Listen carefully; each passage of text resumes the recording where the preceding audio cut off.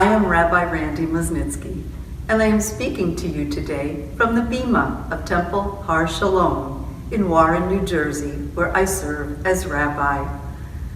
I felt this was the perfect place before the open ark to speak to you about this week's Torah portion known as Tzav.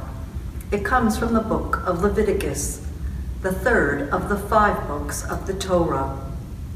Leviticus is central to our lives, and yet it is not a storybook, but a book about rules and regulations, most hearkening back to our days of wandering in the desert for the 40 years and the explanation of the sacrificial cult.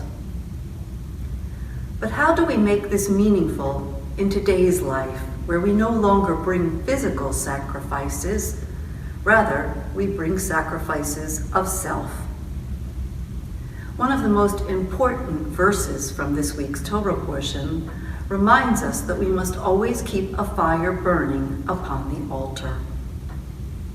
Here on our Bima, we are reminded of that fire through the eternal light. And indeed, tradition tells us that in each and every Jewish person, there is a spark of the divine.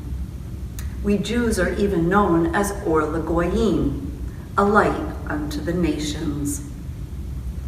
And wherever that fire is sparkling, wherever it is shining, it is for each and every individual to bring light to a darkened world,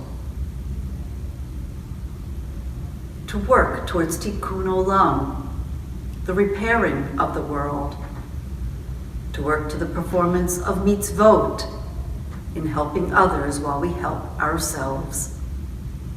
We live in a day and age where our world is truly broken. But Leviticus, and particularly the portion of Tzav, reminds us that each of us is capable of striking a match and enlightening the entire world through our efforts, our beliefs, but most importantly, our actions. So even when a Torah portion may seem that it is not relevant, one needs only to look just a step further to see how it plays in our own lives. So whatever light you see, may it remind you to ignite your own spark, so that indeed a light may never go out upon the altar, nor within ourselves. Shabbat Shalom.